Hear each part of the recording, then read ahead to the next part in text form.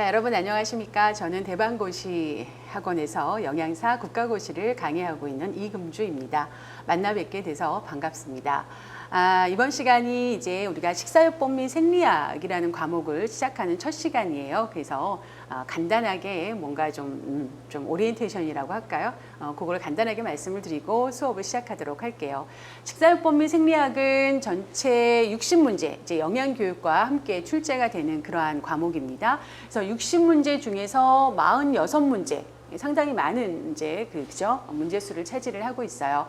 그리고 식사요법이라는 파트와 또 질병별 영양관리라는 그런 내용이 포함되어 있죠. 그러한 파트와 생리학이 함께 이제 이렇게 있는 과목이에요. 사실은 과목으로 따지면은 뭐 두 과목이라고 볼 수가 있겠죠. 그렇게 나오는데 이 식사요법 및 생리학 같은 경우에는 학생분들이 조금 우리 수험생분들이 좀 부담스러워하는 과목 중에 하나라고 제가 알고 있어요. 일단은 좀 외워야 할 내용이 많이 있고 그 외우는 것이 그냥 단순한 원리를 우리가 외우는 것이 아니라 이해를 해야 되는 부분이 있죠. 그 이해라고 하는 것은 영양학이나 생화학에서 기본적인 그죠? 영양학이나 생화학에서 기본적인 지식을 가지고서 우리가 이해를 해야지 되는 그런 상황이 많이 있습니다.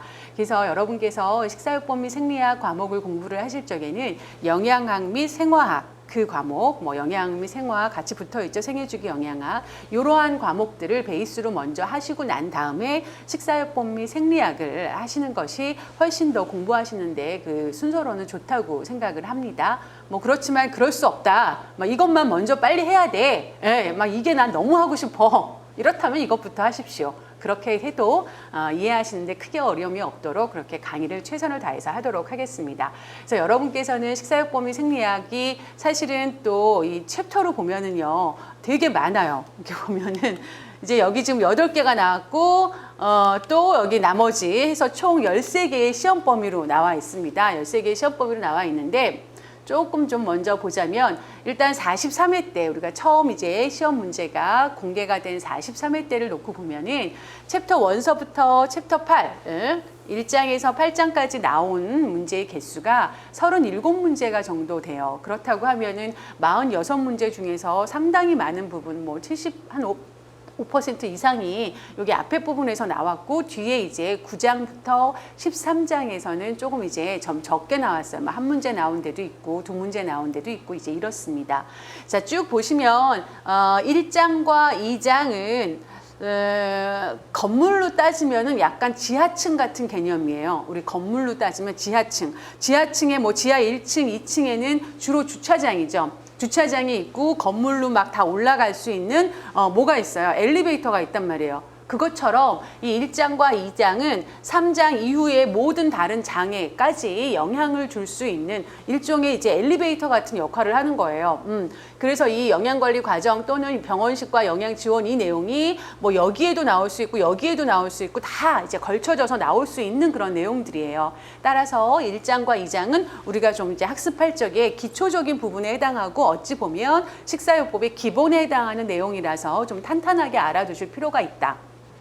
그러면 상당히 뒤로 갈수록 좀 더 수월해질 수가 있어요. 그리고 이제 나머지 이 장들에서 나오는 것들은 말 그대로 이제 그 기관의 어떤 질환과 영양관리, 생리학적인 측면 이러한 것들이 나와요. 특히 이제 3장과 4장 같은 경우에는 소화기계잖아요. 우리가 소화기계 얘기를 할 적에 위장관뿐만이 아니라 간, 담독의 췌장, 뭐 췌장 같은 데서 중요한 3대 영양소의 소화효소가 다 분비되고 또 그러한 것들을 조절하는 호르몬이 분비가 되고 또 간, 담도 뭐 말할 것도 없죠. 담즙이 또 지방 소화에 관여를 하고 하기 때문에 이 3장과 4장은 묶어서 소화기계에 관련되어지는 생리학적인 측면과 이제 질환들이 나온다라고 보시면 돼요. 그래서 요거 묶어서 이제 상당히 또 더군다나 이 3장과 4장은 영양적인 그러한 연관이 큰 부분이죠. 식사요법을 아주 중요하게 생각해야 되는 그러한 부분이다라는 거죠. 요거 그렇고요. 또 체중 조절하고 당뇨가 요게 또 이제 한 세트예요.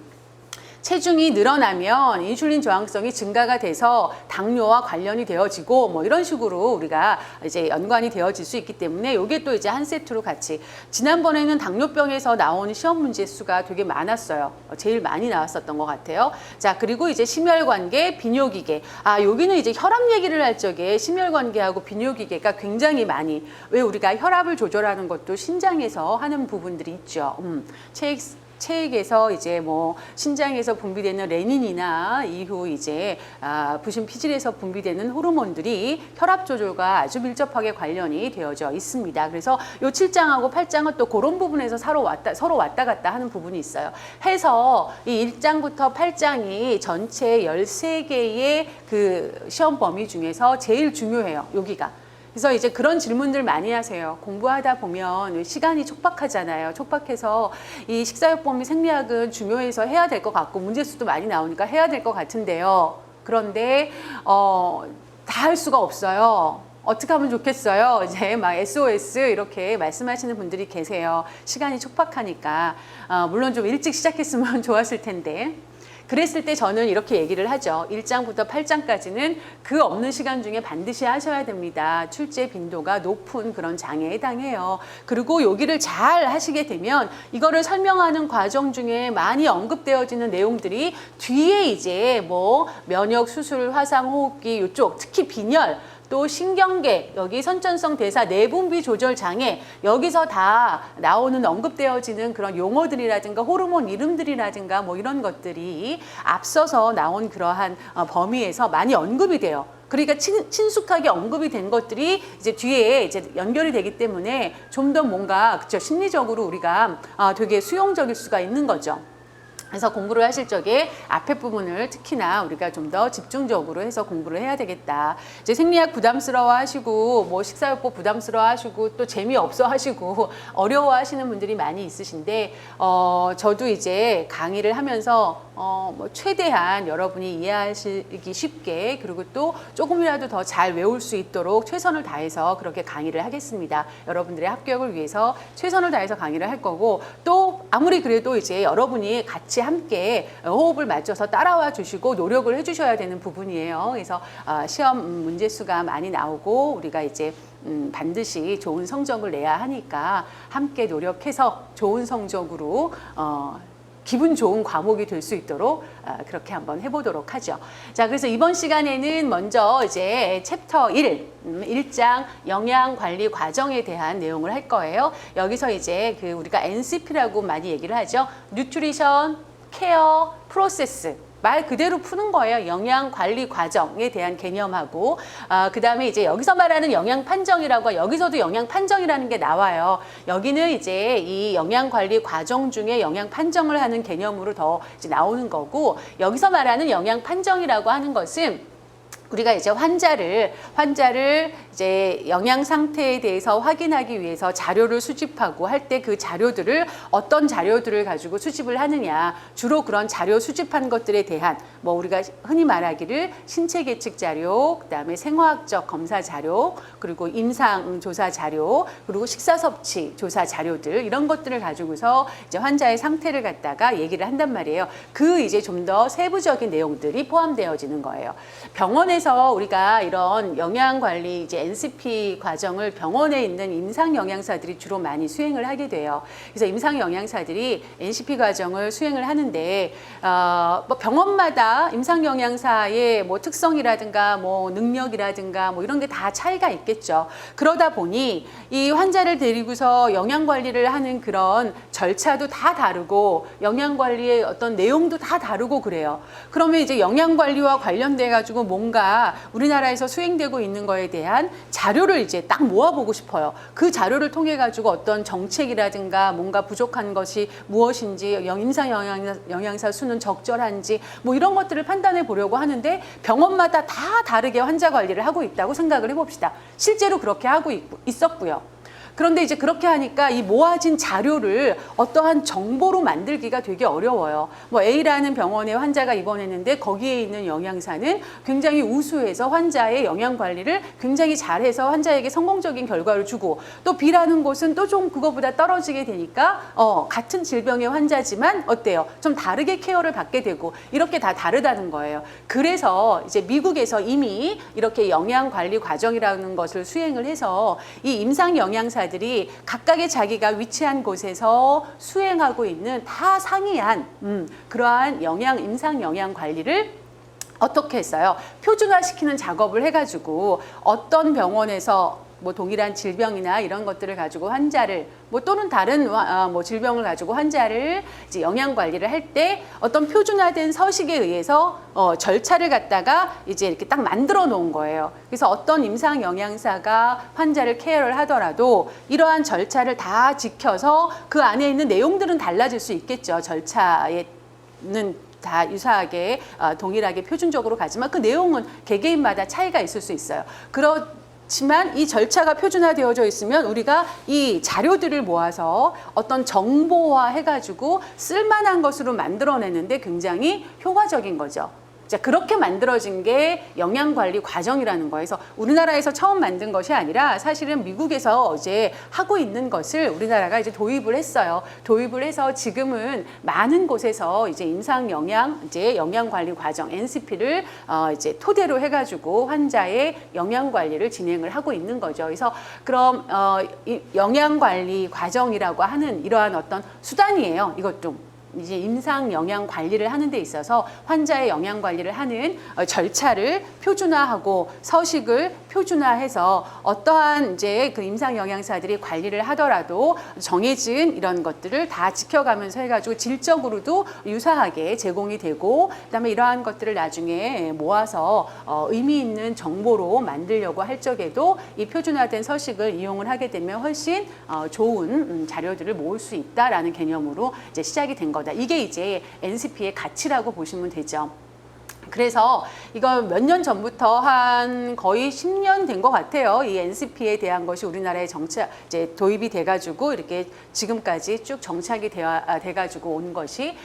그래서 이제 뭐 영양사 하시는 분들이 이제는 꼭 병원에 있는 영양사만이 이러한 영양관리 과정을 활용하는 건 아니고요. 다른 모든 기관에 있는 곳에서도 거기에 맞춰서 그 어떤 기관의 특성에 맞춰서 영양관리 과정을 적용을 해가지고 이제 수행을 할 수가 있다라고 말씀을 드릴 수 있죠. 자, 그렇다고 하면은 이러한 영양관리 과정은 4개의 단계로 이루어져 있어요. 이 4개의 단계를 이제 다 지키는 거예요. 이 절차를 지키는 거죠. 4개의 단계로 이루어져 있는데 맨 처음에 나오는 단계가 영양 판정 단계예요. 자, 영양 판정을 해서 거기서 뭔가 해결해야 될 문제가 나와요. 그러면 그 다음에 영양사가 영양 진단이라는 걸 합니다. 진단에는 이렇게 딱 진술해 놓는 거예요. 이 사람의 문제가 무엇이고 왜 이런 문제가 생겼고 이렇게 이것을 문제로 보고 할 만한 근거가 뭔지, 이런 것들을 딱 일목요연하게 하나의 문장으로 딱 정리를 해놓는 거. 그래서 우리가 진단이라고 하는 말은 의사들이 주로 의학적인 진단을 하죠.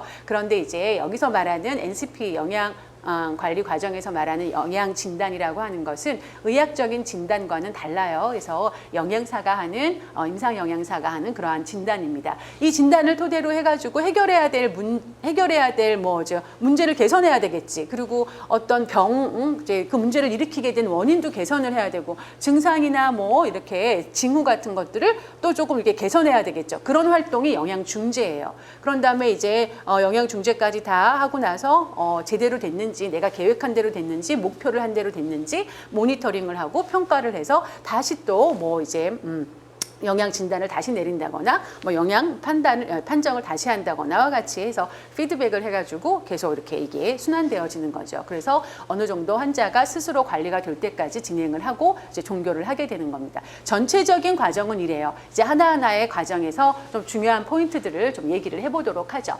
자, 영양 판정 과정은 말 그대로 이제 정보를 수집하는 거죠. 환자에게 정보를 수집을 합니다. 이 수집을 할 적에 우리가 이제 알고 있는 ABCD 그러한 뭐 뭐 신체 계측 자료도 볼 수가 있겠고 식사 섭취 이제 조사 자료도 볼 수가 있겠고 다 이거는 똑같아요. 그러한 것들을 통해서 자료를 수집을 하는데 이제 수집하고 해석을 하는데 여기에 이제 영양 판정할 때 바로 이러한 것들이 표준으로 이제 표준화되어져 있는 거예요. 이 영양 판정을 하는 영역을 이제 막 이제 너도 나도 영양사들마다 다르게 막 자료를 수집하지 말고 이러한 영역에서 딱 맞춰서 자료를 수집해라라고 하는 거예요. 자, 그래서 이 영양 판정을 하는 영역이 5개 영역으로 되어져 있습니다. 식사력을 조사하고 생화학적 자료 및 의학적 처치 다 아는 말이잖아요. 우리가 생화학적 조사 뭐 이런 거라고 해서 그다음에 신체 계측, 그다음에 영양 관련되어지는 이거는 이제 의학적인 거고 영양 관련되어지는 신체 검사 자료 그리고 이제 과거에 이제 어떠한 뭐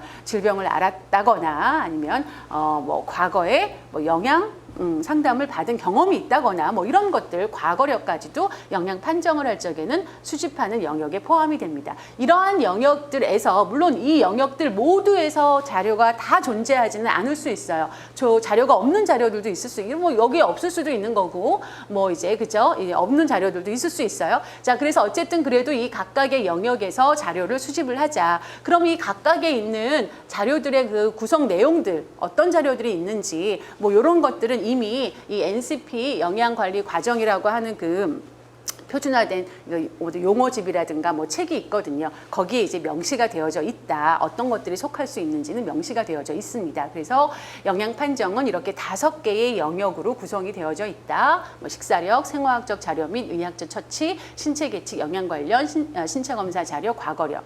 자, 여기에서 이 과거력을 빼게 되면은 마지막 단계의 영양 모니터링 및 그쵸? 평가 단계에 해당하는 영역과 동일합니다. 자, 그 다음에 이제 수집된 것을 가지고 해석을 하고 뭐 확인을 하고 해가지고 영양 진단을 내리게 되죠. 자, 영양 진단이라고 하는 것은 의학적 진단과는 달라요. 의사가 내리는 의학적 진단과는 다르다. 뭐 이런 의미죠. 어떻게 차이가 있느냐? 의사는 이 환자에게 당뇨병이라고 하는 이제 의학적인 진단을 내리게 되죠. 그렇지만 영양사가 당뇨 환자를 볼 적에는 영양적인 진단으로 내릴 적에는 뭐 지방 섭취 과다 뭐 또는 이 사람의 식생활이나 이런 것들을 통해 가지고 이 사람의 영양적인 문제를 찾는 거니까 뭐 탄수화물의 과다 섭취, 에너지의 과다 섭취 뭐 이런 식으로 진단을 내릴 수가 있는 거예요. 그래서 의학적인 진단과 영양 진단은 차이가 있다. 같은 것이 아니다. 자, 영양 진단은 영양 문제를 규명하는 건데 규명을 해가지고 진술을 해요. 이제 명시적으로 쓰는 거란 말이죠. 근데 이제 진술을 할 적에 그냥 이렇게 쓰는 것이 아니라 여기도 규칙이 있어요. 바로 이제 PES 진단문으로 작성을 하게 되어져 있다. 이 PES라고 하는 거는 말 그대로 이 P는 영양 문제. 여기 있네. P는 영양 문제를 쓰는 거고요. 그 다음에 이제 E는 병인.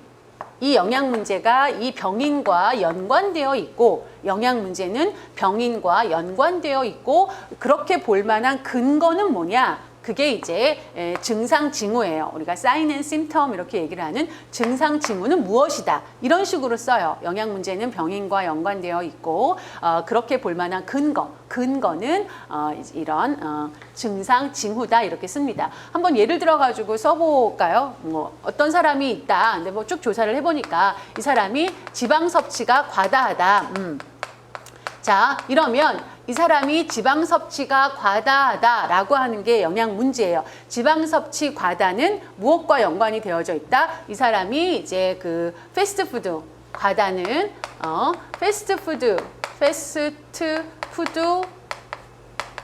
패스트푸드를 뭐 이제 뭐 예를 들면은 일주일에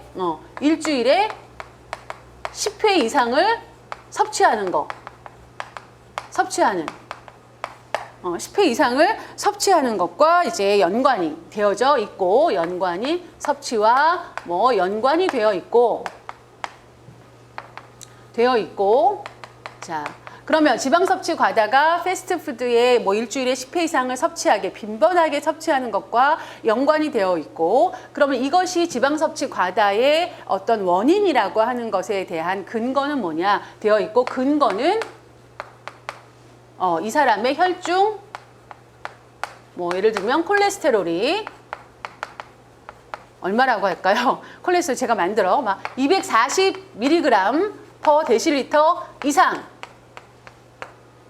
240ml 데시리터 이상인 것과 뭐 연관이 되어 240mg per 데시리터 이상인 것이다. 뭐 이렇게 근거는 이렇게 이러한 이제 증상이 있는 거죠. 혈중 농도가 뭐 여기서 이거는 여기서 조사가 되었겠죠. 이런 것들로 조사가 되었겠죠. 이런 식으로 쓰는 거예요. 그래서 지방 섭취 과다는 패스트푸드를 일주일에 10회 이상 섭취하는 것과 그게 원인이 되는 거고 그렇게 볼 만한 근거는 이제 혈중의 콜레스테롤 농도가 이제 기준보다 정상보다 높다는 것과 관련이 되어져 있다. 뭐 예를 들면 또 다른 게 있겠죠. 이 사람이 어떤 그 식사 패턴이 잘못되어져 있어요. 꼭 이렇게 막 이런 것만 가지고 하는 건 아니고 이런 막 조사를 해보니까 이 사람이 식사 패턴이 잘못되어져 있다.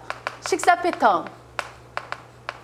패턴의 잘못된 식사 패턴을 가지고 있는 것은 식사 패턴이 잘못된 식사 패턴을 가지고 있는 것은 무엇과 연관이 되어져 있느냐? 이 사람이 어떤 그 식행동에 대한 잘못된 가치관, 식행동에 대한 잘못된 뭐 신념과 연관이 되어져 있고 그렇게 볼 만한 근거는 뭐냐? 그 근거는 이 사람은 이제 예를 들어가지고 밥을 먹고 나서 이 설사약이죠. 하재를 먹으면 그 영양소가 흡수가 되지 않는다라고 믿고 있는 거예요. 그런 거 그렇게 믿고 있는 잘못된 그런 뭐 하재 사용을 하게 되면 뭐 영양소 흡수가 되지 않는다라고 믿고 있어서 그렇게 실천하는 것 이제 그것이 이렇게 볼 만한 근거다. 이런 식으로 쓰는 거예요. 그러면 이런 양식으로 쓰기 때문에 대부분 영양 진단을 보면은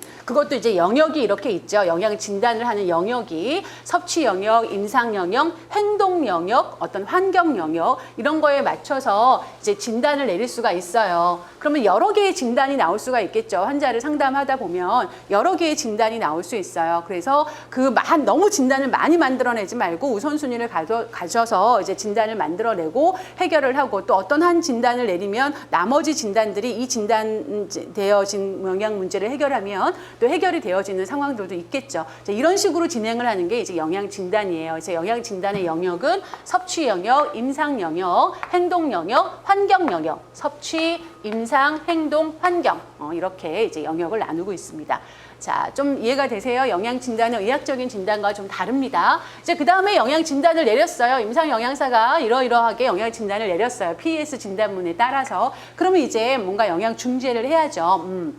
그래서 이 중재하는 곳에서는 영양 처방을 계획하고 뭐 열량은 얼마를 먹어야 되고 뭐를 어떻게 해야 되고 하는 그런 계획을 세운 다음에 그것을 어떻게 해요? 시행을 하게 됩니다. 그래서 영양 문제를 해결을 하고 또 증상을 개선하고 병인을 해결하고 이러한 것으로 영양 중재를 하면 됩니다. 영양 중재의 영역도 몇 가지가 있어요. 직접 식품과 영양소를 제공하는 영역, 영양 교육하는 거, 영양 상담하는 거, 그리고 이제 이것을 영양 관리 연계라고 하는데 영양 관리를 하는 데 있어서 뭐 지역 보건소랑 연계를 해서 보건소에서 어떤 식품을 제공받을 수 있게 해준다거나, 그죠? 아니면은 뭐 사회사업팀에다 연결을 해가지고 거기서 뭔가 뭐 지역사회랑 연결을 해서 도움을 받을 수 있도록 해준다거나와 같은 것들이 다 영양 중재에 포함이 됩니다. 그래서 영역이 이렇게 섭취할 수 있는 식품과 영양소를 제공하는 거, 영양 교육하는 거, 영양 상담하는 거, 영양 관리를 연계하는 그러한 것이 영양 중재 안에 포함이 됩니다. 그다음 마지막에 이제 영양 모니터링 및 평가를 해야죠. 그래서 영양 관리 진행 정도, 목표 대비 얼마나 이제 달성이 됐는지, 그리고 이제 우리가 예상했던 결과가 얼마나 달성이 됐는지 이런 것도 역시 평가를 하게 되는 거죠. 그래서 이게 영양 모니터링 및 평가 단계에서는 영역이 이제 그 앞에서 제가 영양 판정 영역하고 동일하다고 그랬어요. 과거력만 빼면 아무래도 이제 실제로 영양 모니터링을 해보면 뭐 체중을 갖다가 얼마까지 하기로 했다, 뭐 식사 섭취량을 얼마로 하겠다, 에너지 섭취량을 얼마로 하겠다라고 계획을 세워서 영양 중재를 했다라고 하면 실제로 그걸 다시 조사를 해봐야 되잖아요. 그죠? 그래서 다시 조사를 해봐서 섭취량이 목표한 바에 얼마나 달성이 됐는지를 보는 거니까 이 영역이 영양 판정 영역과 중복될 수가 있어요. 당연히. 그런데 이제 과거력은 판정할 때만 쓰는 거고 영양 모니터링 및 평가할 때 과거력의 영역은 필요가 없는 거죠. 그래서 식사력, 생화학적 자료 및 의학적 처치, 신체 계측, 영양 관련 신체 검사 자료 이렇게 영역이 하나, 둘, 그죠? 하나, 둘, 셋, 4개 영역으로 이제 영양 모니터링 및 평가를 하게 됩니다. 자, 이게 이제 영양관리 과정이에요. 영양관리 과정이 이렇게 절차가 어느 정도 딱딱딱 정해져 있어서 이 자료들을 표준화된 서식에 맞춰서 어떤 영양사들이 하더라도 다 요거를 딱딱딱 짚어야 되기 때문에 뭐 임상 영양 관리에 있어서 어느 정도 이제 공통적인 표준화된 과정이 만들어지는 것이다. 얘기할 수 있죠. 자, 그 다음에 이제 영양 검색이에요. 우리가 영양 스크리닝이다라고 얘기를 하고 이제 병원에 입원을 하게 되면 이제 영양 검색이라는 거를 임상 영양사에 의해서 수행을 하게 돼요. 그런데 사실은 영양 검색이라고 하는 것을 반드시 영양사만 하게 되어져 있다? 아니에요. 이거는 보건의료인이라면 다 할 수가 있습니다. 간호사가 해도 되고 뭐 의사가 뭐 시간은 없겠지만 의사가 해도 뭐라고 안 해요. 영양사 당연히 할 수 있는 거죠. 그래서 근데 대부분의 병원이 이제 영양사가 주로 임상 영양사들이 이 일을 많이 하고 있고요. 그리고 이제 규모가 작아서 영양사의 수가 안 되거나 그러면 전산으로 많이 하고 있고 또 뭐 간호사가 함께 하고 있는 병원들도 있겠죠. 자, 그래서 보면은 영양 검색이라고 하는 것을 우리가 영양 스크리닝이다 이렇게 얘기를 하는데 스크리닝이다 이렇게 얘기를 하는데 이것은 목적이 뭐냐? 영양 불량 또는 영양적으로 좀 위험한 환자, 영양 불량이거나 영양적으로 위험한 환자를 빨리 알아내게끔, 빨리 알아내려고 하는 거예요. 신속하게 가려내는 거, 빨리 알아내려고 하는 거예요. 누구를 대상으로? 병원에 입원한 환자를 대상으로. 그러면 빨리 이 영양적인 문제가 있는 사람을 선별하려고 하는 거다 보니까 환자가 병원에 입원을 했어요. 그러면 뭐 한 일주일, 2주일 지나서 영양 검색을 한다? 안 되겠죠. 그 사이에 영양 상태가 어떻게 변할 줄 알고, 그죠? 그래서 환자가 병원에 입원을 해요. 그러면 24시간에서 뭐 늦어도 72시간 안에 영양 검색을 수행을 합니다. 자, 그래서 모든 입원한 환자, 그러면 이제 또 그러면 뭐 정형 다리 부러져서 입원한 사람도요? 그러면 아기 낳으려고 입원한 산모도요? 네, 다 해요. 모든 입원한 환자, 소아 애들도요? 네, 다 해요. 그래서 기본적인 원칙은 모든 입원한 환자를 대상으로 영양 검색을 합니다. 그래서 입원한 지 24시간에서 72시간이면 첫 번째 영양 검색을 하게 돼 있어요. 이내에 실시를 합니다. 그러면 이제 입원해가지고 24시간에서 72시간에 한 번 딸랑하고 끝나는 건가요? 아니에요. 한 번 내가 처음에 입원을 했어. 그러면 24시간에서 72시간 사이에 한 번 했어요. 그러고 나서 그 환자가 이제 상태의 어떤 영양 검색 결과에 따라서 좀 차이가 있기는 하겠지만 5일에서 일주일, 일주일에 한 번씩 계속 해요. 그러면은 입원한 사람들은 계속 일주일에 한 번씩 영양 검색을 하게 되고 또 그 사이에 새로 입원하는 사람들 있잖아요. 그렇죠. 그럼 그 사람들도 또 해요. 그러니까는 이 사람은 오늘 했으면 또 일주일 후에 하는 거고 이 사람은 뭐 이제 입원을 하고 있는 중에 처음에 했고 그 다음에 또 일주일이 지났어요. 또 하고 이런 식으로 계속 하는 거예요. 그래서 이제 이렇게 처음 시작을 할 때는 입원한 지 72시간 이내에 24시간에서 72시간 이내에 실시를 한다. 그 다음에 이제 이거를 실시를 해요. 그 다음에 영양적으로 문제가 있는 사람의 경우에는 우리가 이제 입원을 했어요. 그럼 24시간에서 72시간 아마 여러분 거기에 흐름도가 있을 거예요. 그림이 있는데 입원을 해가지고 입원을 하고 영양 검색을 했어요. 영양 검색을 했는데 여기서 나온 환자가 보니까 영양 검색했을 때 영양적으로 괜찮아, 양호한 사람이 나올 테고요. 그 다음에 조금 위험해, 그리고 많이 위험하네, 고위험 이렇게 나올 수 있어요. 많이 위험할 수 있잖아요, 상태가. 그렇게 되면은 이제 위험한 환자의 경우에는 이제 그 초기 영양 판정을 해요. 영양 판정을 이제 영양사가 가가지고 해요. 고위험, 많이 위험한 사람이에요. 그러면 조금 더 심층 영양 판정을 해요. 영양 판정을 합니다. 영판 이런 거를 해요. 그런 다음에 이제 이 사람들에 대해서 뭐 그 다음에 활동들을 진행을 하게 되는 거고 이제 이 위험한 환자를 초기 영양 판정을 했더니 이 사람이 그냥 뭐 그렇게 많이 심각한 건 아니다. 아니다, 심각하다. 그러면 여기서 한 사람 중에 여기로 가야 돼요. 심층 영양 판정을 다시 하는 거죠. 그리고 이제 양호했어요. 양호한 사람들의 경우에는 다시 일주일 후에 또 다시 영양 검색을 하게 되는 거죠. 그럼 이런 사람들의 경우에는 초기 영양 판정하거나 심층 영양 판정을 하면 영양 검색이 이제 의미가 없어요. 위험한 환자는 나왔으니까 이게 의미가 없는 거야. 이 이후에 뭔가 임상 영양 관리로 들어가게 되는 거죠. 이런 식으로 해서 계속 돌아가게 되는 상황. 또 이제 양호했는데, 처음에 했을 땐 양호했는데, 이 사람 다시 영양 검색하니까 이 사람이 위험으로 갈 수가 있고, 일주일 만에 상태가 안 좋아져서. 뭐 그럴 수도 있고요. 조금 위험했는데, 초기 영양 판정 잘하고 나서 이제 영양 상태가 좋아져가지고, 이렇게 다시 일반적으로 양호한 상태로 갈 수도 있는 거고. 사실 그런 일은 흔하지 않지만, 이제 이런 식으로 돌아가게 되는 거예요. 자, 그러면 이제 입원한 환자들한테 빠르게 신속하게 어떤 영양이 위험한지 영양 불량이 있는지를 가려내려고 하는 것이 영양 검색이다. 그럼 뭔가 지표를 가지고서 해야 될 거 아니에요. 환자 얼굴 보고 딱 할 수 있는 건 아니란 말이에요. 지표가 있어야 돼요. 그래서 영양 위험도를 가려낼 수 있는 그런 위험 요인들, 이러한 지표들을 가지고서 영양 이제 검색을 하게 됩니다. 이 지표들은 어떻게 선정이 되는 거냐면 입원 일수를 이렇게 자꾸 늘리는 데에 관여하거나 또는 이제 합병증을 예측할 수 있는 이 어떤 지표가 뭐 수치가 떨어지거나 이러면 다른 합병증이 생길 위험이 높아지는 그러한 지표들을 갖다가 선정을 해가지고 이제 영양 검색을 하는데 활용을 하고 있어요. 그래서 지표는 크게 객관적인 지표, 주관적인 지표. 자, 객관적인 지표라고 하는 것은 보통 검사를 통해서 딱 수치로 나오는 그런 생화학적 검사를 통해서 딱 수치로 나오는 것들을 객관적인 지표로 쓰고 있고요. 주관적인 지표는 뭐예요? 물어봐야지. 물어보고 환자가 답변을 해서 얻게 되는 그러한 자료들이라고 보시면 되겠죠. 그래서 이제 요것도 생각을 해봐요. 우리가 이제 입원을 했어요. 입원을 했는데 영양 검색을 해야 돼요. 그래서 우리가 이제 어떤 지표를 이용을 해서 환자의 그런 영양 상태를 이제 보고 빨리 위험한 환자를 선별한다. 이제 그랬을 때 그 지표가 막 이제 검사 결과가 오래 나오거나, 그죠? 그거를 검사하기 위해서 환자가 따로 돈을 내야 된다거나, 검사하는데 환자가 되게 힘들게 해야 되는, 환자에게 고통을 준다거나, 부담을 준다거나, 이런 거면 안 되겠죠. 검사 결과도 바로바로 나오고, 입원한 사람이라면 누구든지 그 검사를 혈액이나 뭐 이런 거를 통해서 바로바로 손쉽게 할 수 있고, 그죠? 그리고 또 비용도 뭐 그렇게 들어가지 않고, 뭐 이러한 요소로 잡아야지 많은 사람들한테 그 지표들을 다 이제 적용을 해볼 수가 있겠죠.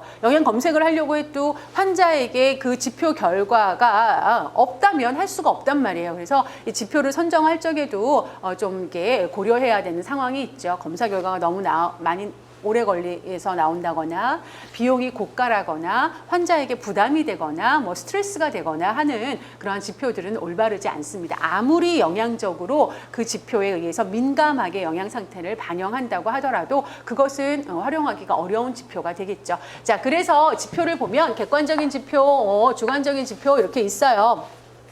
그랬을 때 객관적인 지표에는 이제 많이 사용하는 거 기본적으로 체중 사용하거든요. 체중, 표준 체중 배분율. 이 사람의 이제 키가 있으면 표준 체중이 있단 말이죠. 그랬을 때 90% 미만이거나 또 130% 초과를 했거나, 요즘에 이제 체중이 많이 나가는 것도 문제가 되는 거죠. 사실 이 체중만 딱 보면 여러분 체중이라고 하는 것이 그냥 무게잖아요. 그 안에 체중을 구성하는 거, 이 사람이 정말 부종이 있어서 체중이 많이 나가는 건지, 아니면 지방이 많아서 체중이 많이 나가는 건지, 근육인지 이런 건 알 수가 없어요. 그렇지만 체중 자체가 이런 아주 지표로는 좀 일반적으로 많이 쓰이고 있어요. 자, 어쨌든 체중, 그 다음에 의도하지 않은 최근의 체중 감소율이 10%가 넘어간다, 이렇게 되는 거. 그 다음에 생화학적 검사 결과들을 가장 많이 쓰죠. 그 중에 알부민, 입원한 사람이면 누구나 다 알부민을 검사를 하거든요. 알부민이 보통 정상이 3.5에서 5.5 정도가 돼요. 5.5g. 제가 이제 단위는 좀 빨리빨리 말해야 되니까 단위는 빼고 요 정도가 돼요. 그래서 3.5 미만인 경우를 이제 어떤 위험으로 보고 있는 거죠. 자, 그리고 총 림프구, 이건 면역 기능과 굉장히 이 사람의 면역이 정상인지를 볼 수 있는 되게 중요한 지표죠. 이것도 누구나 다 해요. 그래서 이 TLC라고 얘기를 하죠. 토탈 림포사이트 카운트 뭐 해가지고 TLC라고 얘기하는데, 이 총 림프구 수가 그쵸, 1200개 1200개 미만. 보통은 이제 2,700개 정도가 돼요. 평균적으로. 그래서 막 1,200개 미만이면은 조금 이제 위험도가 있다라고 볼 수가 있고요. 일단 이 수치들 자체가 뭐 아주 많이 떨어진 상태에서 하면 안 되거든요. 우선 선별을 해내는 거기 때문에 정상에서 벗어나게 되면은 보통 많이 이제 이렇게 위험도가 있다라고 보는 거니까. 그 다음에 이제 1,200개 헤모글로빈 같은 경우에는 남자는 14, 여자는 12 미만인 경우 요거 이상이 이제 정상이니까. 그 다음에 진단명도 있어요. 이미 이 사람이 진단을 받은 사람으로 이제 입원을 하는 경우도 있죠. 그랬을 때 뭐 신장이나 간이나 췌장이나 소화기, 종양, 심장, 신경 과 쪽에 해당하는 질병명을 가지고 있다. 뭐 이러면은 이제 위험도로 이제 지표로 볼 수가 있습니다. 그 다음에 이제 섭식 형태예요. 사실 중요하죠. 영양적인 부분에 있어서는 이 사람이 금식을 하거나 아니면 미음, 뭐 영양 거의 안 들어있잖아요. 미음 같은 경우에는. 그래서 금식이나 미음이라는 식사를 5일 이상을 먹었어요. 입원해 있으면서 계속 5일 이상 먹을 수 있고요. 뭐 입원하기 전에도 식사 못했어요. 막 이렇게 얘기할 수 있거든요. 그래서 5일 이상을 초과해요. 그리고 또 치료식을 먹는다거나 경장 영양을 한다거나 정맥 영양을 한다거나 하는 경우에 이제 어떤 지표를 쓸 수가 있습니다. 그러면 이렇게 이런 것들을 지표로 쓸 수가 있고 이제 병원마다 이 지표를 가지고서 자기네 병원의 현장에 맞게 요거를 갖다가 이제 적용을 하는 거예요. 그래서 뭐 이제 여기는 수치를 이렇게 놓고 보지만 만약에 이 사람의 수치를 범위를 갖다가 몇 군데로 나눠요. 몇 개의 범위로 나눠서 뭐 여기가 더 많이 감소가 된 거다. 그러면 가중치를 주는 거죠. 이거는 뭐 3점이라는 가중치, 2점이라는 가중치, 1점이라는 가중치. 뭐 여기도 진단명도 어떤 가중치를 줄 수가 있고 특히 알부민도 수치에 따라서 가중치를 줄 수가 있어요. 그래서 어떤 점수를 매겨가지고 이 점수가 몇 점에서 몇 점이면 뭐 양호하다. 몇 점에서 몇 점이면 영양 1단계 위험이다. 뭐 2단계 위험이다. 이렇게 자기들이 만들어요. 그런 기준표를. 그래서 2단계 위험 환자부터는 심층 영양 판정을 한다. 뭐 1단계 위험 환자의 경우에는 초기 영양 판정을 한다. 이런 기준을 만들어서 그 절차에 따라서 영양 검색을 하게 되는 겁니다. 자, 객관적인 지표 이상으로 또 중요한 게 주관적인 지표인데 주관적인 지표는 환자한테 물어봐야 되는 거잖아요. 이런 증상이 있습니까? 하고 물어봐야 돼요. 이제 그럴 때 주로 이제 하는데 그러니까 환자가 입원해서 가장 빠르게 환자를 만날 수 있는 사람이 누구예요? 그렇죠. 병동에 있는 간호사들이 가장 빠르게 만나죠. 그래서 주로 간호사들이 이런 문진을 한 다음에 그거를 갖다가 의무 기록으로 남기죠. 그러면 그거를 갖다가 영양사도 같이 볼 수가 있는 거예요. 자, 그래서 연하곤란이 있다거나 연하곤란 삼키는 거에 무슨 장애가 있는 거예요. 삼킴장애, 저작곤란, 식욕 및 섭취량의 감소가 2주를 초과했다. 뭐 이런 것들 이제 요소가 될 수 있죠. 그리고 소화기 증후군으로 소화기 증상으로 뭐 오심은 이제 구역질 같은 거예요. 막 토할 듯 말 듯, 막 속이 메스껍고 막 이렇게 그런 거, 울렁울렁하고 하는 거. 그게 오심이에요. 오심, 구토, 설사가 3일을 초과한다. 근육이나 체지방 소모가 있다. 또 부종이나 복수가 있다. 이런 것들에 대한 것이 있으면 여기도 이제 물론 점수를 줄 수가 있겠죠. 가중치를 둬서 이제 뭐 몇 점으로 줄지 그거는 이제 병원의 이제 임상 영양사들이 여러 이제 과학적인 근거를 토대로 해서 만들게 되죠. 그래가지고 이제 환자를 영양 검색을 하게 돼서 아까처럼 검색했더니 양호한 환자도 있을 수 있고요. 좀 영양 위험도가 있는 환자도 있을 수 있고 또 심각한 고위험 환자가 나올 수 있습니다. 그런 사람들이 나오면 그것을 가지고 그 이후에 초기 영양 판정을 하거나 그쵸 심층 영양 판정을 진행을 하게 됩니다. 자, 그리고 이제 여기서는 조금 더 자세하게 앞서서 객관적인 지표 중에 이제 또 활용할 수 있는 것들이에요. 영양 불량과 관련된 혈액 지표, 특히 영양 불량과 관련된 혈액 지표를 좀 보는데 여기에 나오는 것들을 좀 잘 기억을 해 두시게 되면 사실 뒤에 계속 나와요. 이런 말들은 모든 질환에서 다 한 번씩 나오는 말들이에요. 그러니까 이제 좀 이해를 하는데 훨씬 도움이 되겠죠?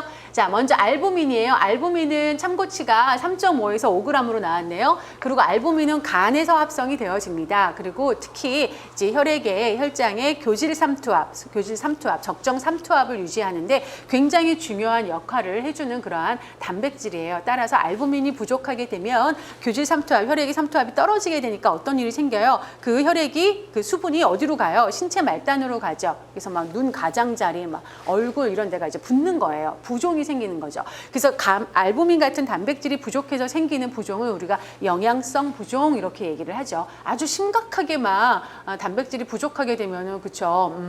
뭐 얼굴이 막 이렇게 달덩이처럼 되기도 하고 그래서 옛날에 아주 우리가 좀 못 살았던 시절이 있었잖아요. 전쟁 직후에. 그러면은 이제 막 얼굴이 퉁퉁 붓고 막 누렇게 되면서 오히려 이제 아이들이 통통해 보이는 거예요. 얼핏 보면. 근데 그게 다 알고 보면 단백질, 영양, 불량인 거죠. 뭐라고 불러요? 카시오커라고 부르죠. 이렇게 문페이스 대표적으로. 자, 하여튼 그렇습니다. 알부민. 그래서 여기는 반감기가 21일. 3주간의 반감기 비교적 긴 편이에요. 누구나 다 검사를 합니다. 대부분. 자, 그 다음에 이제 트랜스페린이라고 하는 거. 트랜스페린. 트랜스 뭐 이동시켜 주는 거예요. 누구를 이동시켜 주냐면 철분을 이동시켜 주는데 철분 이동 단백질, 운반 단백질이에요. 그런데 얘는 철분을 이동을 시키지만 결과적으로 본체는 단백질이에요. 이 트랜스페린의 정체는 단백질이에요. 그래서 뭐 영양 상태가 불량하게 되면 이건 역시 단백질 특히 영양 상태가 불량하게 되면 감소하게 되어집니다. 각각 남녀 참고 범위가 이렇고요.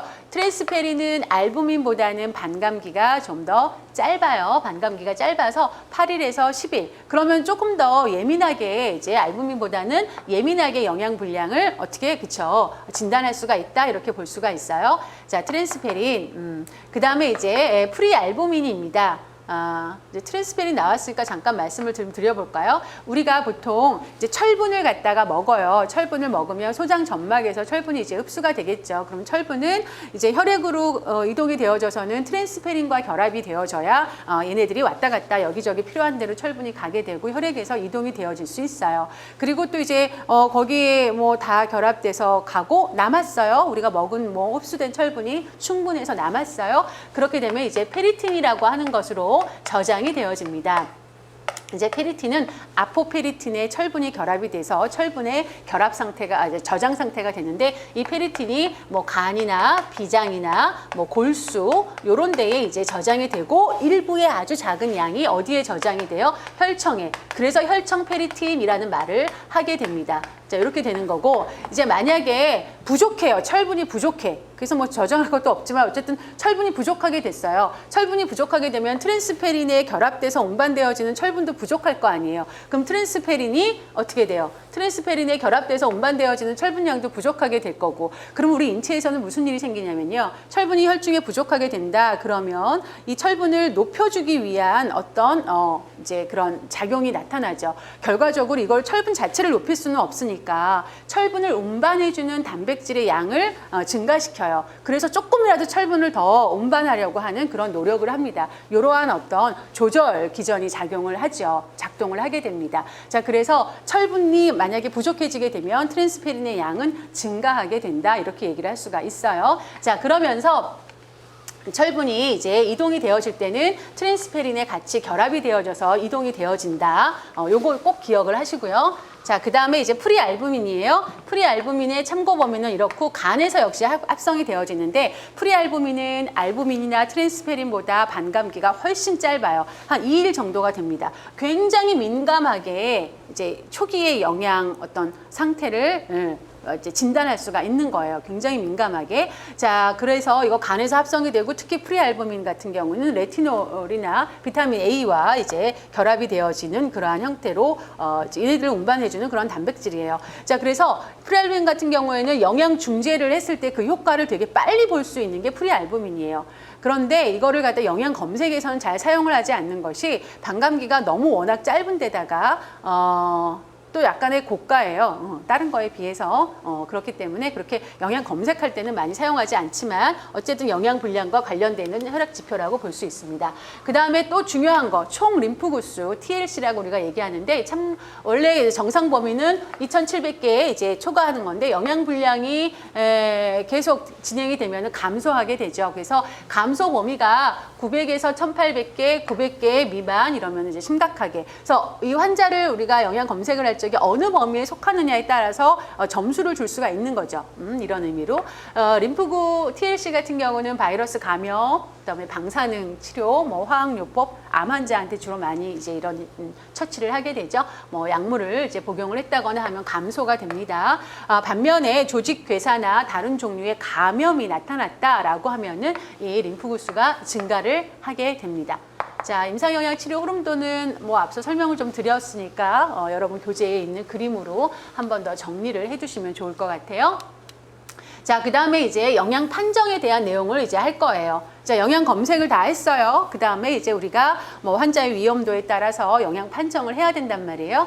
그래서 그 영양 판정할 적에 크게 4가지 영역이 있어요. 식사 섭취 조사하는 거, 생화학적 검사 이제 조사하는 거, 보는 거, 그리고 또 이제 임상 조사하는 거, 그리고 신체 계측하는 거. 사실 영양사의 경우에는 영양사가 주도적으로 할 수 있는 거는 이제 식사 섭취 조사하는 거랑 또 영양과 관련되어지는 이제 신체 계측 같은 거 할 수 있어요. 영양사 허리둘레를 잰다거나 뭐 캘리퍼 같은 거 가지고 가서 이제 뭐 이런 바이셉 이두근에 있는 피하 지방, 뭐 삼두근에 있는 피하 지방 이런 거를 측정을 한다거나 해서 어떤 영양 중재를 하고 난 다음에 이 환자의 상태를 이제 쭉 관찰을 하려고 할 때 이런 것들을 많이 하고 있어요. 그래서 실제로 영양사가 캘리퍼 이렇게 딱 이렇게 주머니에 꽂고서 가서 환자들 이제 이렇게 신체 계측하고 그렇습니다. 자, 영양 판정의 첫 번째 식사 섭취 조사 방법이 식사 섭취 조사가 나오는데 이 방법이 이제 몇 가지로 소개가 되고 있어요. 첫 번째 24시간 회상법은 우리가 양적 평가라고 얘기를 하죠. 양적 평가. 자, 질적 평가는 요거 2개. 그럼 나머지 다 양적 평가. 양적 평가라는 말은 뭐예요? 이거를 갖다가 조사를 했을 때 섭취량을 계산할 수 있다는 거지. 그래서 양적 평가가 된다. 이렇게 얘기를 할 수 있어요. 양적 평가가 된다. 자, 그리고 이제 이 24시간 회상법하고 식품 섭취 빈도 조사, 얘네들은 국민건강영양조사에서도 식품이나 영양소 섭취 조사를 할 적에 사용하는 방법이죠. 국민건강 영양조사에서.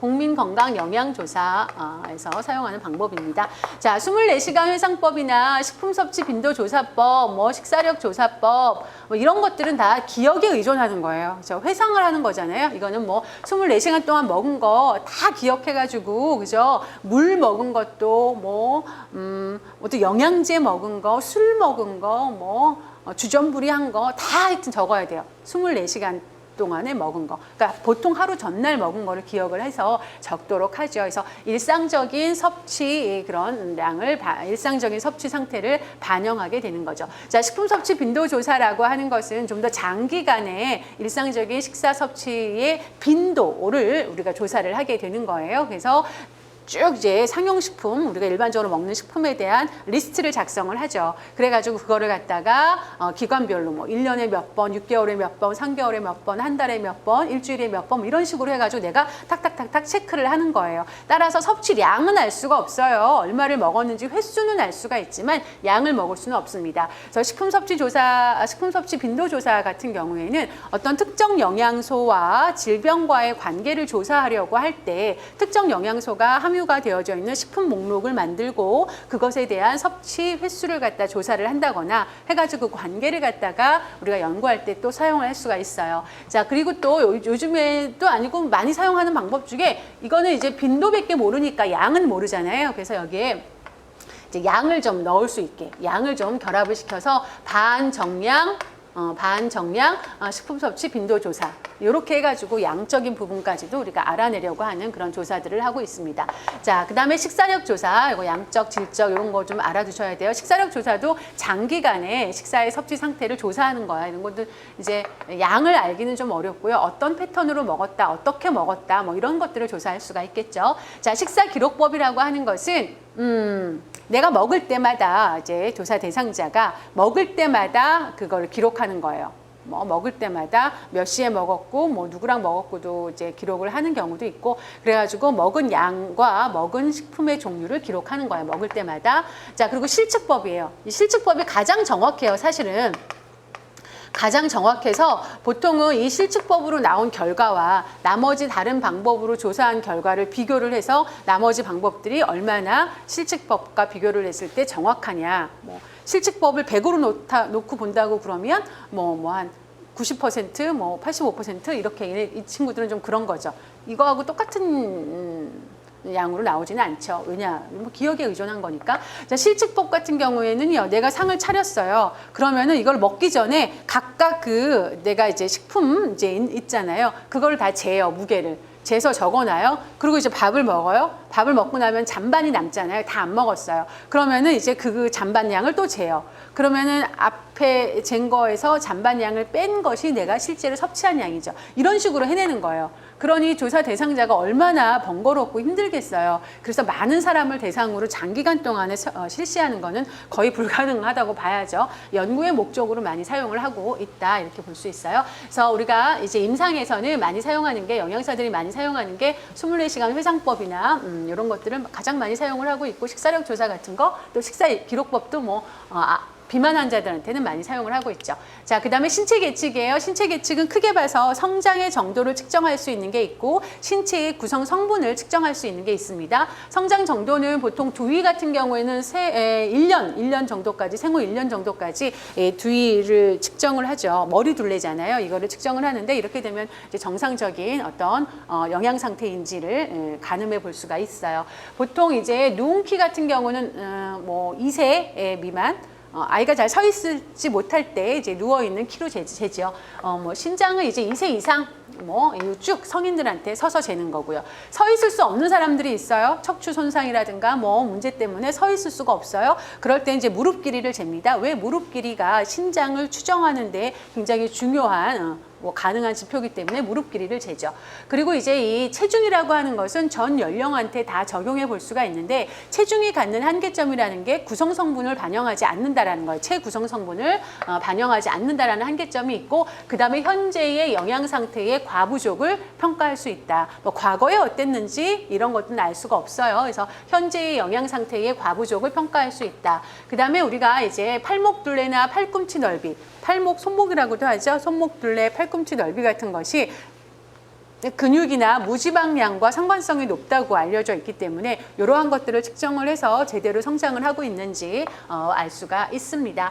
그 다음에 이제 신체 구성 성분을 측정하는데요. 상완이 여기 앞에 상완 위에 여기 앞쪽 상완이 둘레 이런 것들 측정을 하는데 상완이 둘레라든가 상완 근육 면적이라든가 상완 위의 근육 둘레 이런 것들 특히 이렇게 상완이 둘레나 상완 근육 면적 이런 것들은 체내의 총 근육량이나 근육질의 양 이런 것들을 갖다가 나타내주는 지표다. 상관성이 높다 이렇게 보실 수가 있고요. 그리고 이제 다 마찬가지예요. 근데 상완이 둘레를 재는 거는 어떻게 재요? 이 상완 둘레를 잰 다음에 여기 우리가 뒤쪽에 있는 삼두근이라고 봐야죠. 삼두근 피부 두께를 측정을 해요. 그럼 피하가 잡히는 거니까 그거를 이제 3.14로 해가지고 곱해줘서 빼주는 거죠.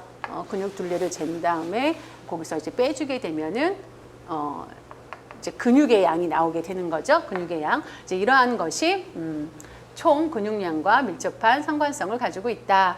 그 이외에 우리가 보통 지방량을 측정하는 거, 요거는 이제 단백질량을 알려고 하는 거고, 몸 안에 있는 체지방량을 알려고 할 적에는 피부 두겹 두께, 스킨폴드, thickness 이렇게 얘기를 하죠. 이거를 캘리퍼를 이용을 해서 측정을 해요. 그래서 이 피부 두겹 두께라든가 허리 둘레를 재죠. 허리 둘레는 복부 비만을 예측할 수 있는 지표로 활용을 할 수가 있고요. 또 이제 체지방량을 직접 잴 수가 있죠. 인바디 매스 같은 거 이런 것들을 이용을 해서 그래서 허리 둘레 같은 경우에는 남자가 90cm 이상, 그다음에 여자가 85cm 이상이다라고 하면은 보통 복부 비만이다 이렇게 얘기를 하고 있어요. 그다음에 BMI를 가지고 이제 체질량 지수죠. 이 체질량 지수를 가지고서 또 얘기를 하기도 하는데 이 체질량 지수 같은 경우에는 계산하는 거는 우리가 너무 많이 나와요. 신장 미터로 단위 쓰고 요거의 제곱분의 체중 킬로그램으로 쓰죠. 그래서 이게 이제 18.5 미만이다. 그렇게 되면 저체중이다라고 얘기를 하게 되고 그 다음에 이제 18.5에서 23 미만이다. 그럼 정상으로 얘기를 하고 23에서 25면 뭐라고 얘기해요? 과체중이다. 이렇게 얘기를 하죠. 그리고 이제 25에서 30까지면은 이제 보통 1단계 비만, 그러니까 25 이상이면 일단 비만인 거예요. 그래서 25에서 30이면 1단계 비만, 그리고 이제 30 이상이면 이제 2단계 비만 이렇게 얘기를 하고 있습니다. 자, 그리고 신체 구성분을 정밀 분석할 적에는 또 여러 가지 이제 기계의 도움을 받고도 있죠. 뭐 밀도를 측정하는 방법도 있고. 자, 그렇죠. 제가 안 한 부분이 있나 봅시다. 그리고 뭐 신체에 있는 총 수분량을 측정하기도 하고 뭐 칼륨량 이런 거를 측정하는 그런 방법들도 있고 그 전기 저항 분석법으로 이제 체지방량, 뭐 체단백량, 수분량 이런 것도 측정을 합니다. 초음파 이용을 해서 측정을 하기도 하고요. 자, 그래서 이런 식으로 정밀 분석한다. 뭐 기계의 도움을 받아서 자 신체 계측의 조사를 할 때 뭐 장점하고 단점 우리가 다 예측해 볼 수 있는 얘기인데요. 장점은 일단 재현성이 좋아요. 재현성이 좋고 비교적 그리고 이제 좀 정확하죠. 그리고 조사 대상자가 부담이 없어요. 이렇게 신체 계측하는 거는 부담이 없고 경제적이기도 하고 그리고 이제 이것이 일단 기본적으로 장기간의 영양 상태를 반영한다라는 거. 장기간의 영양 상태를 반영한다. 영양 상태가 반영되지 않으면 신체 계측을 할 이유가 없죠. 근데 장기간의 영양 상태가 반영이 되어지는 그런 장점이 있습니다. 그리고 우리가 영양 검색할 때도 이 신체 계측이 이용이 되고 있어요. 뭐 체중도 이용하는 거고, 뭐 허리둘레 같은 것도 경우에 따라서 하는데 보통 허리둘레는 초기 이제 어떤 영양 판정을 하거나 할 때 많이 쓰죠. 자, 그 다음에 단점은 이게 정확성이나 재현성 그런 거는 좋은데 이게 예민하거나 그죠? 이게 좀 뭐라 그럴까? 예민도와 특이성, 특이성이라고 하는 것은 실제로 신체 계측을 한 것이 어떤 특정 영양소의 과부족과는 관련되어져 있지 않잖아요. 그것을 얘기하기는 어려워요. 우리가 체중이 많이 나간다라고 해가지고 이것을 가지고서 무턱대고 뭐 지방이 많다, 뭐 단백질이 많다 이렇게 단정적으로 얘기할 수가 없고 또 뭐 비타민 어떤 영양소의 결핍이다 이렇게 얘기할 수도 없는 거거든요. 그래서 이런 예민도나 특이성은 낮다라고 얘기를 할 수가 있겠고, 그다음에 이제 단기간 동안의 영양 상태를 알아내는 데는 좀 어려움이 있죠. 아무래도 단기간 동안의 영양 상태는 생화학적 조사를 했을 때 알아내기가 수월하겠죠. 자, 생화학적 조사 방법 앞에서 나왔던 영양 분량과 관련되어지는 그런 지표들을 몇 가지 했었어요. 이제 그것도 포함되어져 있으니까 다시 한번 보죠. 자, 알부민의 경우에는 간에서 합성이 된다고 그랬고 21일간의 반감기를 가지고 있다고 얘기를 했는데 이제 여기서 나오는 거는 어떨 때 그 농도가 저하되고 어떨 때 그 농도가 증가되는지 그 포인트로 이제 설명이 되어져 있어요. 저하되는 거는 당연히 단백질 영양이 부족할 때, 그리고 간에서 합성된다고 했는데 간에 질환이 있을 때, 급성 대사적 스트레스 상황에서 신체가 아주 급성적으로 대사적 스트레스를 경험할 때는 대개의 어떤 상태냐, 뭐 심한 외상이 있다거나 화상을 심하게 앓게 됐다거나 또 감염이 있다거나 또는 뭐예요 수술을 했다거나 할 때 이제 급성 대사적인 스트레스 상황에 신체가 놓이게 됩니다. 그러니까 생리적인 스트레스 상황인 거죠. 이제 이렇게 놓이게 되면은 신체에서는 어떤 이화적 대사, 몸에 이제 축적되어져 있었던 뭐 이제 지방이나 뭐 이런 것들을 다 분해해요. 뭐 심지어 단백질도 분해를 해서 이 상황, 이런 엄청난 스트레스 상황에 대항하려고 합니다. 맞서서 싸우려고 하는 거예요. 그러다 보니까 대사 자체의 경로가 동화적 대사가 아니라 이화적 대사로 이제 경로가 바뀌게 되고 이런 데에 영향을 주는 게 이제 이화적 호르몬들이 막 분비가 돼요.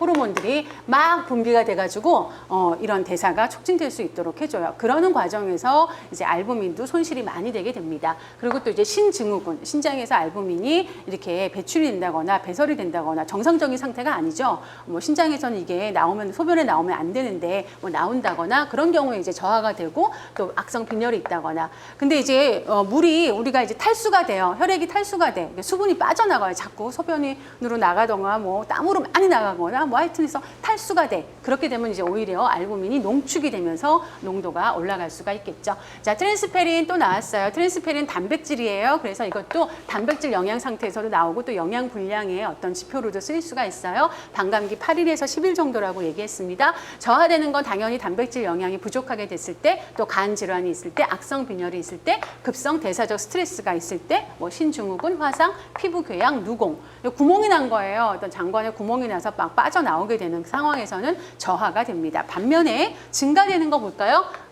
철분 결핍성 빈혈이 있을 때, 철분이 부족해. 얘는 철분을 운반해주는 운반 단백질이자 철분을 이동해주는 이동 단백질이에요. 운반 이동 단백질이란 말이에요. 근데 철분이 부족해요. 그러면은 철분을 자꾸 더 이제 이동하려고 해서 몸에서 생리적으로는 이거를 이동해주는 이 어떤 운반 단백질이 상대적으로 증가를 해요. 그래서 이제 철분 결핍에서는 이런 트랜스페린 농도가 증가되어지는 상태가 나타납니다. 그래서 트랜스페린 농도가 이제 증가되어지는 상태가 나타난다. 그리고 임신 말기는 이제 보통 이제 임신부들이 철 결핍성 빈혈을 경험을 하죠. 임신부가 철 결핍성 빈혈을 경험하는 것은 무슨 이유 때문에 그래요? 대개의 경우 그러니까 증가하는 혈장량의 적혈구 증가량이 따라가지를 못해서 혈액 희석 때문에 생기는 거예요. 혈액이 희석이 되니까 결과적으로 이제 철분의 농도가 떨어지게 될 수밖에 없는 상황이죠. 그래서 철 결핍성 빈혈이 생겨요. 그러니까 트랜스페린 어떻게 돼요? 증가되는 거죠. 자, 그리고 이 탈수되는 거는 뭐 같은 이유예요. 알부민이 저기 농도가 증가되는 것처럼 이렇게 빠져나가니까 이제 수분이 빠져나가니까 농축이 되는 거죠. 자, 프리알부민이에요. 프리알부민은 한 2일밖에 안 된다 그래서 굉장히 예민하게 이제 반응하는 그런 진단 지표가 되는데 요것은 이제 그래서 영양 중재의 효과를 보려고 할 때 이제 프리알부민이 아주 효과적으로 쓰이는 건데, 자, 얘 저하 요인 당연히 간질환일 때, 급성 대사적 스트레스 상황일 때, 그리고 이제 갑상선 기능이 항진될 때, 아연이 결핍되어져 있을 때 저하되어집니다. 상승되는 거는 신부전, 스테로이드 약물 치료 뭐 이런 상황에서 상승이 되어질 수 있어요. 자, 이제 단백질을 했고요. 지질 갑시다. 지질은 이제 총 콜레스테롤, LDL 콜레스테롤, HDL 콜레스테롤, 중성지방 요렇게 우리가 이제 지질의 영양 상태를 볼 수 있는 것들이에요. 총 콜레스테롤의 그 수준은 보면은 이제 200 단위는 이제 제 생략해서 말을 할게요. 200 미만이면 적정하다 이렇게 얘기를 하고 있어요. 240이 넘으면 높다 이렇게 얘기를 하고 있고, LDL 콜레스테롤 사실은 이제 가장 적정한 거는 100 미만인데 정상인 범위도 이제 100에서 125 이렇게 보고 있습니다. 그리고 이제 뒤로 갈수록 높아지는 거고, HDL 콜레스테롤의 경우에는 이제 40 미만 그리고 60 이상, 이제 보통 낮으면 안 좋다라고 얘기를 하잖아요. 얘네들은 다 높으면 안 좋은 건데 HDL 콜레스테롤은 낮으면 안 좋은 거예요. 중성 지방의 경우에도 150 미만이면은 적정이다, 정상이다 이렇게 봅니다. 그리고 이제 나머지 총 콜레스테롤이나 HDL 콜레스테롤, 중성지방 같은 건 우리가 직접 혈액을 채취를 해서 그거를 뭐 어떤 키트를 이용해서 분석을 해가지고 농도를 알아야 돼요. 그 수치를. 그런데 LDL 콜레스테롤은 계산에 의해서도 많이 나와요. 계산에 의해서. 그래서 계산을 할 때 들어가는 그런 이제 구성분이 총 콜레스테롤에서 중성지방을 빼는데 중성지방을 5로 나눈 값을 빼주고 또 HDL 콜레스테롤을 빼주면 남는 게 LDL 콜레스테롤이다. 그다음에 이제 또 하나 알아야 되는 게 동맥경화 지수, 아셀로스케로시스 뭐 인덱스라고 얘기하는 동맥경화 지수는 무엇을 가지고 계산을 하느냐? 총 콜레스테롤과 HDL 콜레스테롤을 가지고 계산을 합니다. 그래서 총 콜레스테롤에서 HDL 콜레스테롤을 빼주고 그거를 다시 HDL 콜레스테롤로 나눠주는 거죠. 그게 이제 우리가 동맥경화 지수예요. 그래서 동맥경화 지수를 구성하는 중요한 콜레스테롤이 HDL 콜레스테롤. 이 HDL 콜레스테롤이 이제 동맥경화 지수를 구성할 때 이제 계산할 때 들어가는 콜레스테롤이라는 거, 총 콜레스테롤과 HDL 콜레스테롤.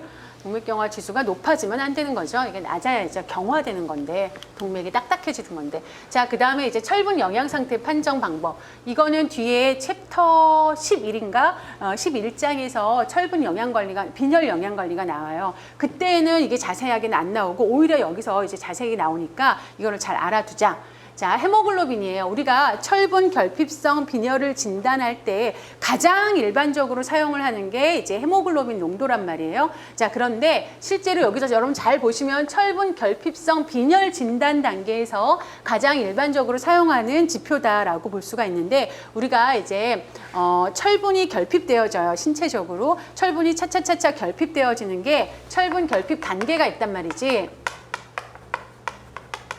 철분 결핍 단계가 있는데 이거를 크게 3단계로 나눠볼 수가 있어요. 자, 처음에 철분이 결핍이 되면은 신체에서는 저장철이 감소되는 저장철 감소 단계.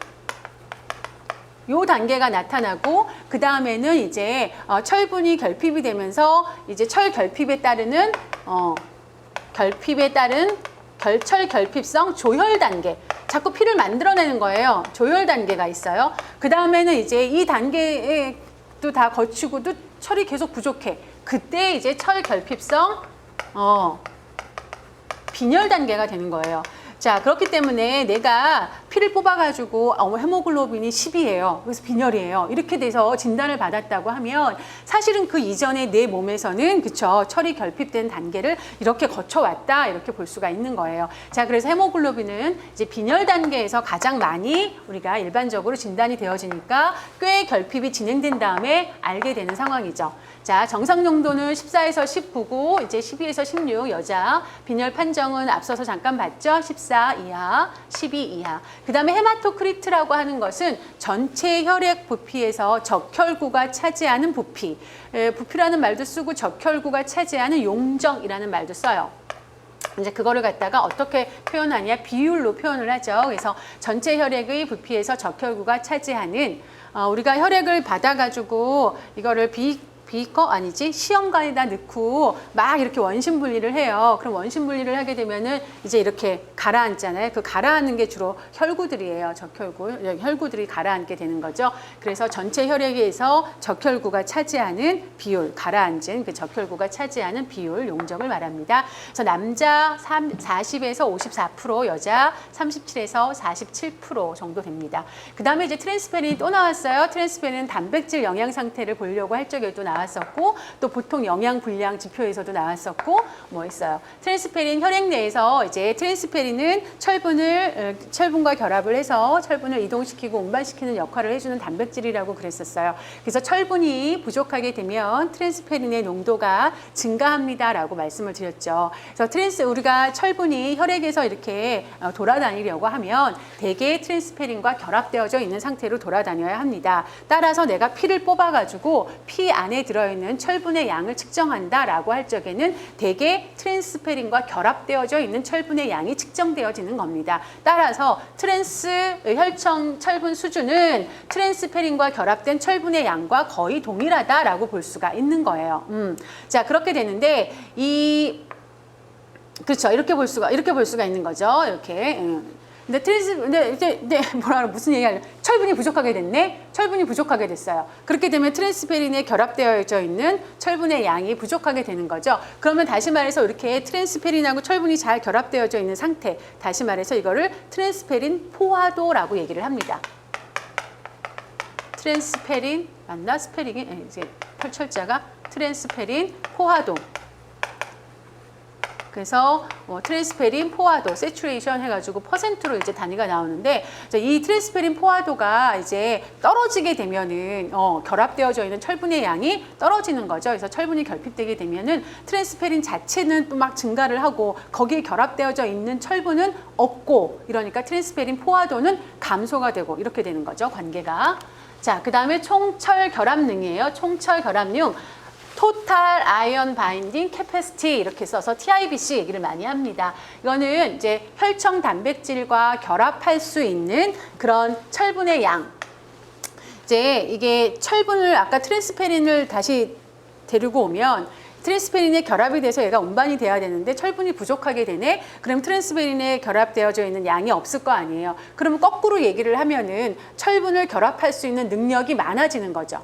능력이 많아지는 거예요. 그래서 트랜스페린의 철분 결합 부위가 얼마나 비어있나, 많이 비어있으면 비어있을수록 결합할 수 있는 능력이 능력이라고는 이상하긴 하지만 그 트랜스페린 입장에서 보면 능력이 커지게 되는 거죠. 그래서 TIBC가 증가됩니다. 어떨 때 철분이 부족하게 되면 TIBC가 증가가 되어진다.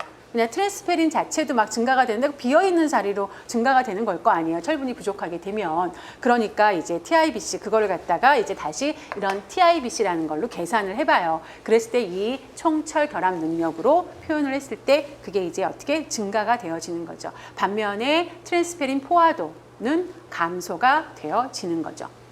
그래서 트랜스페린 포화도를 우리가 계산을 하려고 할 적에 보통 TIBC도 같이 이제 계산식에 들어가죠. TIBC 분의 혈청 철분 곱하기 100 이렇게 해가지고 요 트랜스페린 포화도를 계산하려고 할 때 어떤 성분이 들어가냐? 혈청 철분하고 TIBC가 들어가는 거예요. 혈청 철분하고 TIBC. 그 다음에 이제 적혈구 지수. 조금 제가 시간을 우리가 첫 시간인데 좀 길게 가죠. 그래도 이거 중간에 끊기가 좀 그래요. 여러분들 이제 텐션 받았을 때 끝까지 같이 가주셨으면 좋겠어요. 자, 적혈구 지수. 적혈구 지수는 이 세 가지예요. MCH, MC, HC, MCV. 자, 여기서 이게 막 영어로 되어져 있으니까 좀 그렇긴 한데 어떨 때는 사실 영어로 되어져 있는 거에 의미를 알고 그 다음에 이제 한국말로 되어져 있는 거를 보면 한글을 보면 좀 더 이해가 빠를 때가 있어요. 여기 앞에 M이라는 말은 다 평균이라는 의미예요. 여기 중간에 C라는 말은 혈구, 적혈구. 보통 여기서 말하는 혈구는 적혈구죠. 적혈구. 그리고 여기 H는 헤모글로빈. 헤모글로빈, 혈색소죠. 그리고 여기 H 헤모글로빈, 여기는 뒤에 있는 C는 농도, 컨센트레이션, 농도고 여기 V는 볼륨, 볼륨인데 우리는 부피라는 말보단 용적이라는 말을 더 많이 쓰더라고요. 그래서 용적이라는 말을 많이 써요. 자, 이렇게 해가지고 평균 적혈구 혈색소 또는 뭐 평균 혈구 혈색소 이거죠. 자, 그래서 이거는 무슨 말이냐면은 적혈구 안에 들어있는 헤모글로빈의 그런 양이에요, 양. 적혈구가 이게 많이 있잖아요. 많이 적혈구가 있어. 그럼 여기에 이제 헤모글로빈이 들어있는 게 다 똑같지는 않을 거란 말이에요. 그죠? 약간씩 다를 거 아니에요. 자, 그러니까는 그거를 갖다 평균 낸 거예요. 그래서 각 적혈구 내의 헤모글로빈의 양의 평균치. 숫자는 외우실 필요 없습니다. 뭐 이거 숫자를 어떻게 외우겠어요? 피코그램을. 자, 그 다음에 평균 혈구 혈색소 농도예요. 자, 농도라고 하는 것은 일정한 부피 안에 얼마나 들어있냐 이 얘기가 농도잖아요. 그러니까 혈액 부피 1리터를 기준으로 해가지고 이것도 적혈구 내에 헤모글로빈이 있을 건데 그걸 갖다 이거는 하나하나의 양을 가지고 평균을 낸 거고 이거는 일정한 혈액의 부피 리터 안에 적혈구 내에 있는 그렇죠, 헤모글로빈의 농도를 평균 낸 거예요. 그래서 이건 농도로 계산은 된다. 그래서 뒤에 단위가 보면은 리터가 되겠죠. 그래서 적혈구 내의 평균 헤모글로빈 농도다. 그 다음에 평균 혈구 용적이에요. 이거는 이제 평균 적혈구의 크기. 적혈구의 크기가 이제 다 다를 거 아니에요. 조금씩 차이가 있잖아요. 그걸 평균 낸 거예요. 적혈구 크기. 그래서 뭐 이렇게 단위를 쓰죠. 자, 그 다음에 이제 적혈구 지표하고 빈혈하고 관계를 한번 보자는 거죠. 그래서 보면은 적혈구 지표 아까 MCH, MCHC, MCV 요거 뭐 평균 혈구 헤모글로빈, 뭐 평균 적혈구 헤모글로빈 농도, 평균 적혈구 용적 이렇게 얘기할 수 있죠. 자, 그래서 철분 결핍성 빈혈일 땐 당연히 다 감소가 되어져 있어요. 근데 저가구성, 거대 저가구성 빈혈 이제 적혈구의 모양이 기형인 거죠. 그래서 이제 사이즈가 커져 있어요. 그럴 적에는 사실 헤모글로빈의 양은 증가를 합니다. 평균 헤모글로빈, 그 적혈구에 있는 평균 적혈구 헤모글로빈의 양은 증가를 해요. 그러고 혈색소 양은 증가를 하고 그 다음에 그 농도 자체는 정상이에요. 그리고 이거는 이제 뭐 사실은 뭐 철분이 결핍돼 가지고 빈혈이 걸린 게 아니잖아요. 그죠? 그래서 정상이고요. 그 다음에 이제 적혈구의 크기. 이거는 거대인데 그러니까 증가를 하죠. 근데 이제 나머지 다른 어떤 질병으로 인해서 빈혈이 생기는 경우도 있어요. 그럴 땐 다 정상이에요. 왜? 철분 결핍이 아니기 때문에 그래요. 이거는 철분 결핍일 경우에 나타나게 되는 변화예요. 자, 그 다음에 이제 겁나 중요한 거 나왔어요. 혈청 페리틴. 자, 혈청 페리틴이라고 하는 거 기억하시는 분들 계시겠는데 우리가 소장 점막에서 철분이 흡수가 되어지면 뭐 물론 이제 트랜스페린과 결합을 해서 혈청으로 얘네들이 돌아다니기도 하고요. 혈액에 돌아다니고 그 다음에 이제 여분의 양은 다 저장이 되어진다고 했어요. 저장되어질 때는 페리틴의 형태로 저장이 됩니다. 이제 아포페리틴에 철분이 결합이 되어져서 페리틴의 형태가 되는데 그것이 간이나 비장이나 골수에 주로 분포가 되고 일부 어디에 들어있다 그랬어요? 일부 혈청에 존재를 합니다. 혈청 페리틴으로. 자, 그런데 우리가 철분이 결핍이 돼요? 부족이 돼요? 자, 단계로 봤을 적에 제가 맨 첫 번째 단계가 저장처리 감소되는 단계다라고 말씀을 드렸잖아요. 저장처리 감소가 돼요. 일단 저장되어져 있는 뭐 간이나 비장이나 골수에 이렇게 저장되어져 있는 것들이 당연히 이제 저장처리 나와서 철 결핍을 좀 보완을 하려고 노력을 하겠죠. 그런데 이렇게 노력을 하면서 결과적으로 혈청 페리틴의 농도 구조에도 영향을 줘요. 그래서 혈청 페리틴이 훅 감소가 됩니다. 이게 요 단계, 첫 번째 단계에서 혈청 페리틴이 감소가 아주 많이 일어나요. 그래서 우리가 빈혈의 초기 진단에 가장 예민하게 사용하는 지표보다 혈청 페리틴이다. 이렇게 얘기를 하는 겁니다. 혈청 페리틴 초기 단계 빈혈 민감한 지표 반드시 요거 지난번에도 시험에 나왔었어요. 그래서 아주 중요합니다. 사실 어떤 빈혈을 빨리 이제 진단을 해서 발견을 해서 영양 중재를 하는 게 필요하니까 사실 헤모글로빈은 일반적으로 사용을 하기는 하고 이제 측정하기가 수월하니까 일반적으로 사용을 하는 거고요. 그리고 이제 거의 철결핍성 빈혈에서의 진단이에요. 그리고 결핍의 초기 단계에서는 혈청 페리틴이다. 자, 임상 증상 조사 이제 거의 마지막 돼가고 있어요. 자, 임상 증상 나의 신체에 뭔가 어떤 이제 뭐가 나타나는 거잖아요. 뭐 머리카락이 빠진다거나 뭐 이제 손톱이 이렇게 스푼형으로 바뀐다거나 뭐 이런 그러니까 뭐 피부에 뭐 이상한 반점이 생긴다거나 뭐 이런 것들은 사실 체내에서는 내가 섭취를 부족하게 하거나 이용률이 부족하거나 흡수율이 부족하거나 어떤 특정 영양소에 그런 것들이 부족하게 되면은 그것과 관련되어지는 여러 가지 생리 기능에까지 영향을 주게 되고 종국에 가서는 해부학적인 영향을 주게 되는 상황까지 오게 되죠. 그 고갈이. 그러다가 이것이 이제 나타나게 되는 거예요. 임상 증상으로 발현이 됩니다. 따라서 뭐 어떤 영양소가 뭐 단기간 동안 부족하게 됐다라고 했을 때 딱 나타나는 게 아니라 그래서 장기간의 어떤 변화를 장기간이 내 상태를 반영하게 되는 거라서 민감한 지표라고 볼 수는 없고요. 임상 조사를 하는 거를 뭐 누가 아무나 봐가지고 어이구 좀 얼굴이 창백한데 이렇게 해서 볼 수 있는 게 아니라 반드시 임상 전문의가 봐서 진단을 해야지 되는 건데 이 문제는 사실 굉장히 주관적이에요. 되게 주관적이고 이제 뭐 표준화될 수가 없고 그리고 계량화되어 있지 않죠. 그리고 또 이 어떤 증상이 나타났는데 이것이 단일 특정 영양소의 뭐 어떤 과부족에 의해서라기보다는 뭐 너무나 많은 복합적인 요인들이 관여되어져 있기 때문에 민감도가 굉장히 떨어지게 되는 거죠. 그래서 이런 제한점이 있지만 그래도 이제 우리가 이제 어떤 장기적인 상태를 반영할 적에는 이런 임상 증상도 조사를 하게 됩니다. 자, 이제 마지막 의무 기록. 영양사가 뭐 영양 검색을 하거나 영양 판정을 하거나 모든 그런 활동을 다 의무 기록으로 적게 돼 있죠. 그건 의사도 마찬가지지만 그래서 의무 기록은 서로 어떤 병원에서 근무하는 보건 의료인들 간의 의사소통의 도구가 되는 거예요. 요즘에는 이제 EMR이라고 해서 일렉트릭 메디칼 레코드 그래서 EMR 전자 의무 기록을 많이 활용을 하고 있죠.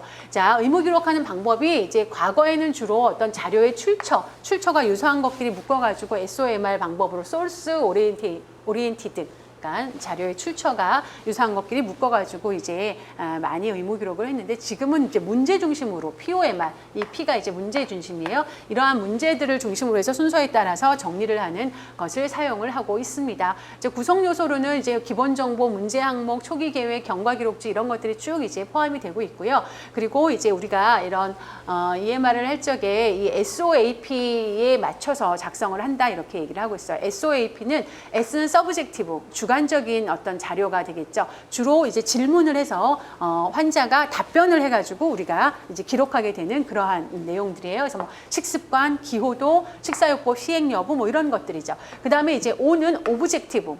주로 이제 측정해가지고 나오는 계량화되어져 있는 수치들. 대표적으로 생화학적 검사, 뭐 신체 계측, 식사 섭취 조사를 해가지고 분석을 해가지고 칼로리가 얼마를 먹었다, 단백질이 몇 그램을 먹었다와 같은 식사 섭취량 조사 결과는 다 오브젝티브 자료가 되겠습니다. 객관적 자료.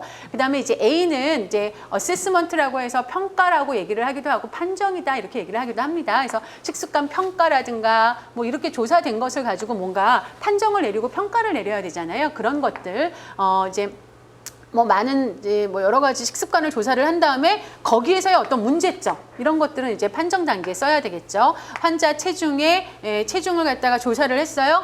그렇게 했는데 그건 여기겠죠. 신체 계측. 그런데 그걸 가지고서 어떤 표준치와 비교를 해가지고 아니면 뭐 이전 자료와 비교를 해서 늘었다 줄었다를 평가하고 판정하는 거 그거는 요 A 단계에서 쓰게 됩니다. 평가 단계에서 P는 이제 플랜이죠. 치료 계획이나 조언, 영양 관리 계획 뭐 이런 것들을 작성하게 되는 겁니다.